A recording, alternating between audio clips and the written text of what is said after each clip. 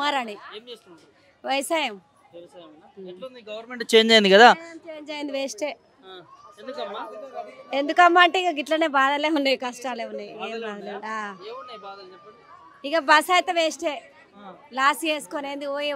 విద్య వైద్యం ఉంటే చాలు, పిల్లలు చదువుకొని కష్టపడి వ్యవసాయం చేస్తే వాళ్ళు చదివిస్తే వాళ్ళకి జాబ్ వస్తుంది. ఇక మరి ఈ బస్ వల్ల ఏం లాభం చెప్పు? అందరికి మా గురించి పెట్టినా కానీ ఒకరేంకోరు ఒత్తుడు నరకం చూపిస్తురు. సావక ముందే నరకం ఎట్లుంటుంది అట్లుంది. ఈ ఫస్ట్ నుంచి అన్న నరకం తీసేస్తే బాగుంటుంది.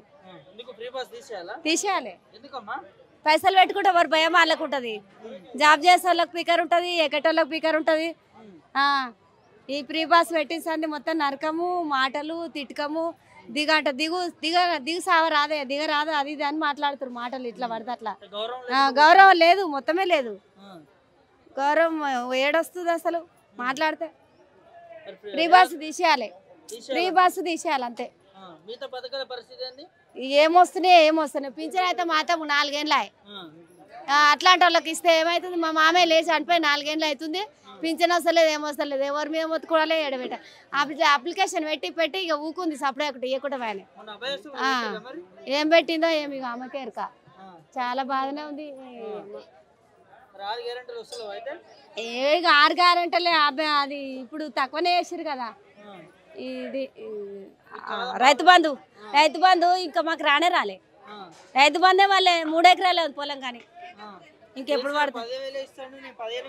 ఇస్తాను అన్ని మాట ఇచ్చిండు, కానీ ఆ మాట మీద ఎవరు నిలబడరు ఇప్పుడు. ఆ 15,000 కాదు, 10,000 కూడా రాలే. ఆ భూమి ఉన్నది ఎవరంటే పింఛన్ అది రాదా, రైతు బంధు రాదా మీకు? భూమి ఉన్న వాళ్ళని ఈ కూరగాయలు తీసుకుంటారు అంటారు. కూరగాయలు తీసుకుంటారు, రైతు బంధు వస్తుంది, అది వస్తుంది, మీరు ఇంకేంది మీకు అన్ని ఇస్తుండ్రు రేవంత్ రెడ్డి అని చెప్తారు, కానీ ఏమి ఇస్తలేరు మాకు. చాలా నరకమే చూపిస్తారు మొత్తానికి.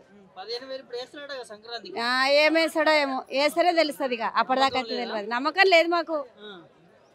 ఈ ఫ్రీ బస్ అయితే తీసేయాలి. విద్య వైద్యం ఉంటేనే హాస్పిటల్కి పోయేటోళ్ళు హాస్పిటల్కి పోతారు, చదువుకుంటారు అంతే తప్ప ఇంకే పథకాలు వద్దు, ఎవరు వద్దు. ఎవరు కష్టం చేస్తే వాళ్ళకి డబ్బులు వస్తాయి, కానీ ఎవరి మీద ఆధారపడితే అవుతుందా? ఇప్పుడు నేను పొద్దున్నాక గిడ కూర్చుంటే వస్తాయి 100, 500 వస్తాయి, రావు. ఫ్రీ పథకాలు పెట్టి ఎవరిని నష్టం పెడతారు? ఎవరు కష్టం వాళ్ళదే. పొద్దున్న లేస్తే రుణమాఫీ లేదు, ఈయన మాఫీ లేదు, అంతే. మాకేం లేదు, ఇంకా రాలే మీకు. మేము తెచ్చుకోలే, మీకు కూడా కట్టలేదు ఆ భయానికి. ఏం వేస్ట్, ఏం బాగాలేదు. రెడ్డిస్ వచ్చిండు, మేము కూడా రెడ్డిసే, కానీ ఏం చేస్తుండే చెప్పు? అన్ని అవసరం ఉన్నట్టువే అవసరమే వాడాలి, అవసరం లేని ఎందుకు? ఏం బాగుంది, అందరు తిట్టుకునే పరిస్థితి. ఆయన తిట్టిపించుకుంటుడు, మనుషులను తిట్టిపిస్తుడు అంతే. కానీ మనుషులని తిట్టిపోయకుండా ఉండాలి. ఇప్పుడు ఈ బస్సులో ఆడోళ్ళకి పంచది పెట్టిండు, ఇక మొగోళ్ళకేమో మొత్తం టికెట్ పెట్టిండు. ఆ మొగోళ్ళకి కూడా సమానంగా పెడితే అయిపోతాయి కదా.